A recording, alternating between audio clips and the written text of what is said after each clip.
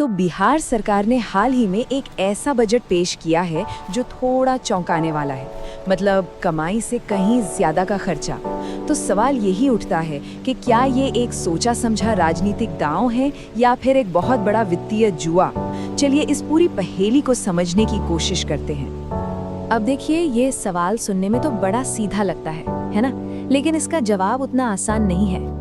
एक तरफ लोगों से किए गए बड़े बड़े वादे हैं, तो दूसरी तरफ सरकारी खजाने के खाली होने का डर।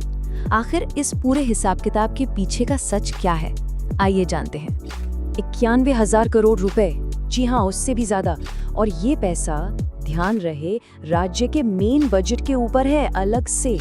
ये एक ऐसा अतिरिक्त खर्च है जो कई छोटे राज्यों के कुल सालाना बजट से भी कहीं ज्यादा है। तो चलिए इस भारी भरकम रकम की तह तक जाने से पहले जरा ये समझ लेते हैं कि ये अनुपूरक बजट या सप्लीमेंट्री बजट आखिर होता क्या है। बहुत सीधे साधे शब्दों में अगर कहें तो जब साल के लिए बनाया गया बजट बीच में ही खत्म होने लगता है, कम पड़ जाता है, तो सरकार को और पैसों की जरूरत पड़ती है। बस इसी अतिरिक्त पैसे के लिए जो बजट आता है उसे अनुपूरक बजट कहते हैं। बिल्कुल वैसे ही जैसे महीने के बीच में फोन का डेटा खत्म हो जाए और हम एक टॉपअप पैक ले लेते हैं। इसे ना एक घर के बजट से समझते हैं। मान लीजिए महीने का बजट बना 15,000 रुपए, लेकिन महीना आधा भी नहीं बीता और पैसे खत्म। अब क्या होगा? बाकी का महीना चलाने के लिए घर वालों से और पैसे मांगने पड़ेंगे, है ना? बस बिहार सरकार की हालत भी अभी कुछ कुछ ऐसी ही है। और ये जो एक्स्ट्रा खर्चा है ये इतना ज्यादा है कि अब ये राज्य के ओरिजिनल बजट का करीब करीब आधा हो गया है, मतलब 47%। इससे पता चलता है कि सरकार की जो शुरुआती फाइनेंशियल प्लानिंग थी उसमें कितना बड़ा बदलाव आया है। तो फिर अगला सवाल मन में यही आता है कि आखिर ये हजारों करोड़ रुपए ये जा कहाँ रहे हैं। चलिए जरा इस मनी ट्रेल को फॉलो करते हैं। तो जैसा कि इस टेबल में दिख रहा है, पैसे का एक बहुत बड़ा हिस्सा सीधे सीधी वेलफेयर स्कीम्स यानी कल्याणकारी योजनाओं में जा रहा है। देखिए, करीब 21,000 करोड़ महिला रोजगार के लिए, 18,000 करोड़ से ज्यादा बिजली की सब्सिडी पर, और फिर वृद्धावस्था पेंशन, सड़क बनाने और स्टूडेंट क्रेडिट कार्ड जैसी योजनाओं पर भी जोरदार खर्च हो रहा है। मतलब साफ है, ये कहीं न कहीं चुनावी वादों को पूरा करने की एक बड़ी कोशिश लग रही है।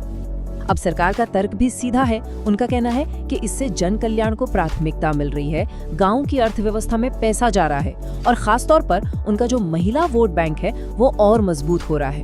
मतलब एक तीर से कई निशाने साधने वाली बात है। लेकिन इन सब के बीच वो सबसे बड़ा सवाल वो अभी भी अपनी जगह पर है। भाई, अगर आमदनी कम है और खर्चा इतना ज्यादा, तो ये सारा एक्स्ट्रा पैसा ये आएगा कहाँ से? तो देखिए, सरकार के पास रास्ते कुछ ही हैं। पहला, वो केंद्र सरकार से कोई स्पेशल पैकेज या मदद मांगे। दूसरा, आरबीआई जैसी संस्थाओं से नया कर्ज उठाए। अब चाहे जो भी हो, एक बात तो तय है, राज्य पर कर्ज का बोझ तो बढ़ेगा ही। ये पूरी स्थिति हमें उस पुरानी कहावत की याद दिलाती है, आमदनी अट्ठन्नी, खर्चा रुपया। ये एक ऐसा मॉडल है जो पूरी तरह से उधार पर, कर्ज पर चल रहा है, जैसे कोई अपना महीने का खर्चा दोस्तों से उधार लेकर चलाता हो। लेकिन जैसा हम जानते हैं, हर सिक्के के दो पहलू होते हैं। तो चलिए इस पूरी रणनीति के जो संभावित फायदे हैं और जो खतरे हैं, उन दोनों पर ही एक नजर डालते हैं। देखिए, एक तरफ तो ये अच्छा है कि लोगों के हाथ में पैसा आएगा, जिससे शायद गांवों के बाजारों में थोड़ी रौनक बढ़े। लेकिन दूसरी तरफ राज्य का बढ़ता हुआ राजकोषीय घाटा, यानी सरकार की कमाई और खर्च के बीच का जो अंतर है वो बढ़ता जाएगा। साथ ही केंद्र पर निर्भरता भी बढ़ेगी। ये सब मिलकर एक बड़े फाइनेंशियल क्राइसिस को भी जन्म दे सकता है। ये वाकई में एक दो-धारी तलवार है। अर्थशास्त्री इसी चीज को कहते हैं पॉलिटिकल विजडम, फिस्कल रिस्क, यानी एक ऐसा कदम जो राजनीति के लिहाज से तो बहुत चतुर और समझदारी भरा लगता है, वही अर्थव्यवस्था के लिए एक बहुत बड़ा खतरा भी बन सकता है। तो फिर सवाल ये है कि इस वित्तीय चक्रव्यूह से निकलने का रास्ता क्या है? भविष्य में किसी बड़े संकट से बचने के लिए क्या किया जा सकता है? जो एक्सपर्ट्स हैं वो मुख्य रूप से कुछ रास्ते सुझाते हैं। पहला तो ये कि राज्य अपनी खुद की कमाई बढ़ाए, जैसे जीएसटी कलेक्शन और इन्वेस्टमेंट से। दूसरा, सब्सिडी को सिर्फ उन लोगों तक पहुंचाया जाए जिन्हें इसकी वाकई में जरूरत है।